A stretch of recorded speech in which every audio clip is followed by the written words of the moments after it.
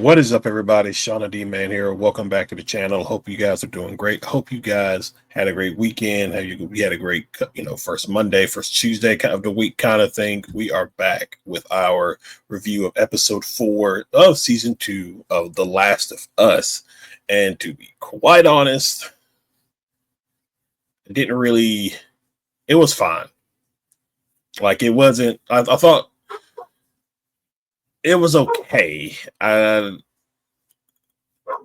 There were some action-packed stuff, and then obviously there was a lot of the shipping stuff that happened. But the episode kicks off with a guy named Isaac and a squad of federal soldiers, kind of, I guess, just doing a routine patrol in Seattle. Now, this was about 18 years ago. I believe is what it said, in a quarantine zone. So they're all just, a couple of guys just hanging out, going up, just one guy telling the story and everything. But but Isaac, they get stopped because they're about to park the bus in their way, and they see a bunch of people walk out. I guess they're wolves, and so Isaac gets out. He goes, meets up. He talks to, I guess, is the leader of this particular group. He walks back, but before he does that, he pulls, like, I guess it's like a new guy, like a rookie, pulls him out and says, "You come with me, you'll learn something."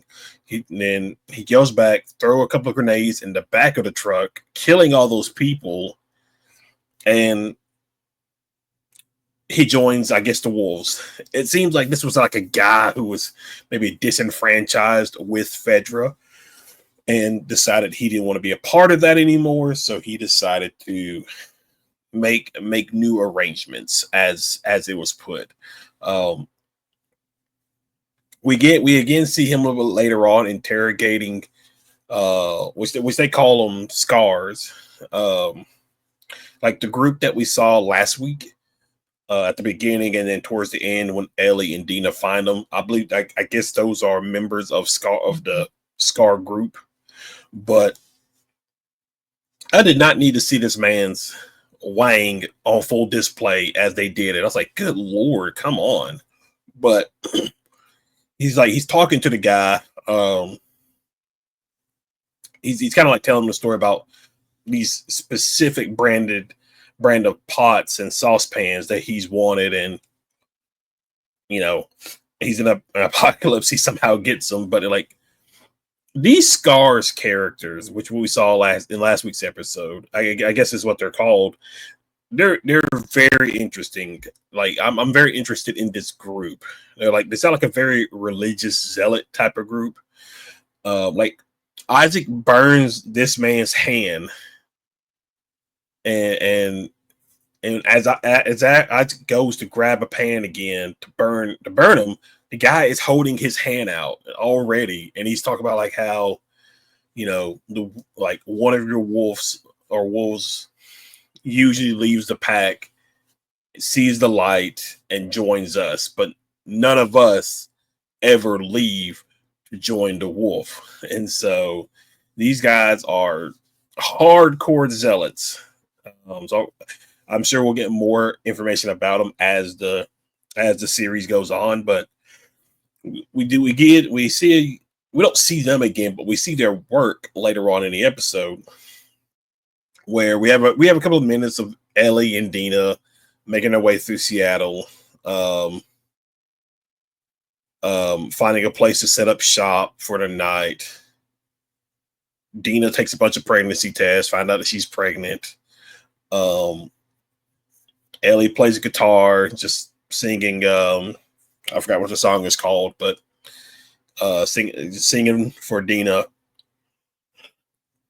And because later on they come across a place that's like on a hill that has,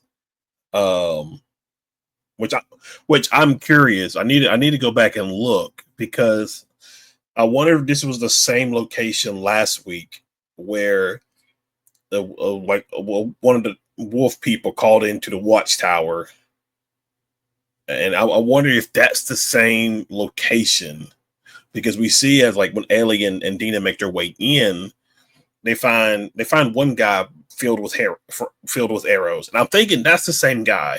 I need to go back and look, but they found this one guy filled with arrows, and then they find a couple of other people just strung up, hands tied behind their backs, and just split open.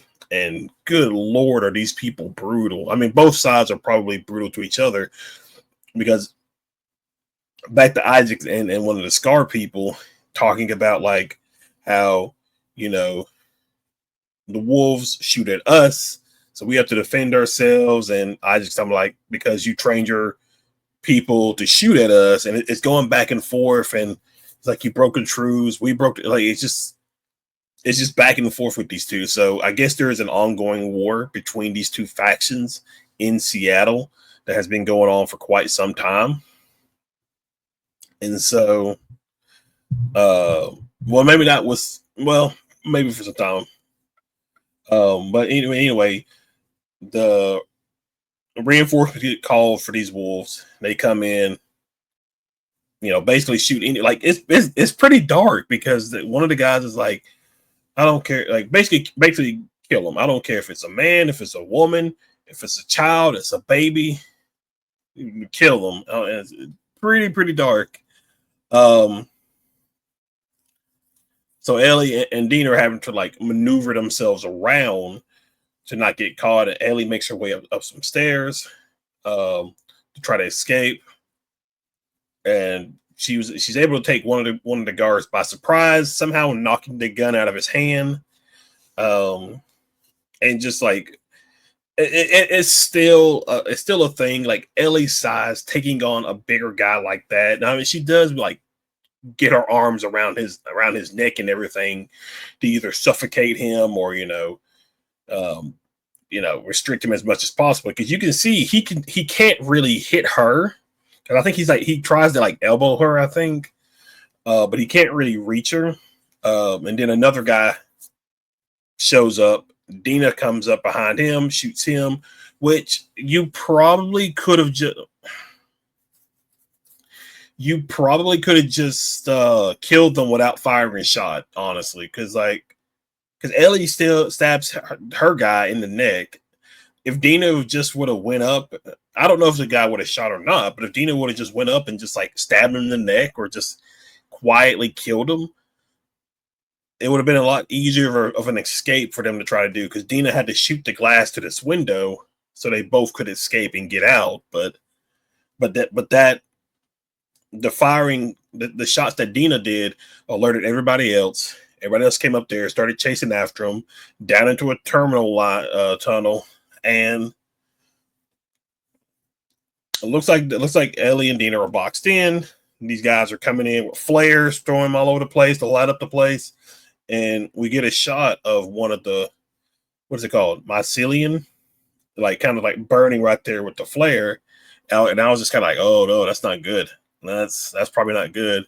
And then you start hearing the sounds, the clicking, and everything else. And you see Dina like counting. I think she was maybe counting how many clickers she heard. Because that was the more vocal sound, was like the sound of a clicker. But no, it's a lot more. It's at least 20, 30, 40 of infected creatures just charging in, basically wiping out these guys. And Ellie and Dina, frantically move through the subway car to escape. They get stuck in an old rusted subway not terminal, but subway gate that turns. I forgot what it's called. Looks like Dina's about to bite the dust. Ellie comes in, takes the bite of the infected, and they both escape. And you can just look at Dina's face, kind of like, and her fingers on the trigger, ready to fire. And they make it to like a hotel, and Ellie goes to lock the door, like block it and everything. And then there's Dina right there with the gun, ready to shoot. And she's like, don't make this any harder than it has to be and everything. And Ellie had to try to like I'm immune. You know, the whole roundabout shenanigans. Like she's like, I'm gonna go over here, sit in this chair. I'm gonna and go to sleep, and in the morning you're gonna see I'm just fine. I'm still the same Ellie, and all this. So kind of some time passes. Ellie wakes up because there's water dripping on her head, and um, and she's like, "Look," and Dina's still there with the flashlight and gun pointed, and Ellie's like, "Look, I'm good. No shaking. You can put the gun down. Basically, we're fine. We're all fine here." And then then it was just like a weird thing because she was just like, she put down the flashlight to pick up a lantern, and she was just like, "Ellie, I'm pregnant." And then she drops the lantern to make out with Ellie, and I was just like, couldn't you have not just kept the flashlight on? Like, why did you need to turn off the flashlight to turn on the lantern, then to just drop the lantern? And they go into this full make out session and all that, and the next morning they kind of just talk about her being pregnant and everything like that, and Ellie's like, we're having a baby. Well, I guess me, you, and Jesse are having a baby. I'm going to be a dad, and all fine and dandy, I guess. Then they hear some explosions, calls coming on the radio that they took. You hear the name Nora, which was one of the people with Abby at the time of Joel's death. They're falling back to Lake Hill because the scars have broken through and are engaging them. They go up to the roof, and you see like some explosions going off. And Ellie's just like, basically Ellie's telling Dina, you can just stay here, okay? You don't have to do this. You don't have to go with me. You got to think differently now that you found out that you're pregnant and everything. You can't be as rash, and Ellie's trying to be as reasonable as possible, like not wanting to put her in any danger now knowing that she's pregnant. But Dina's like, no, we're good. We'll go together. So it's an okay episode. There is, like, I'm curious to know what the ratings are, because there is a question of like, can Bella Ramsey like carry this show on her shoulder? Because keep in mind, we just don't have this season. We also have a season 3 that's been greenlit. So I'm curious to see if the ratings hold up with no longer having Pedro Pascal in it. And then not only that, people who didn't like The Last of Us Part 2 game aren't really watching it. And I think a lot of people have stopped watching it after episode 2. So I'm curious to know what the ratings of this show is right now, because honestly, it's okay. I'm not really, I'm not all that invested into it as I was with the first season. That's probably because the first season was just a lot more interesting, especially with the father-daughter dynamic of Joel and Ellie. Even though it wasn't the same as in the game, you still got some glimpses of it. And I thought overall season 1 was probably done a little bit better. And I think season 2, a lot of people aren't really all on board, because a lot of people don't like The Last of Us Part 2 game. So I'm curious to see how this shapes out towards the end of season 2. But guys, that's pretty much it. My quick little review for Last of Us Season 2, Episode 4. If you're new to the channel, be sure you hit that like and subscribe button. Be sure you comment below over on the gaming channel. Go over there and check out everything gaming related. But I will see you guys in the next video. Y'all have a good one.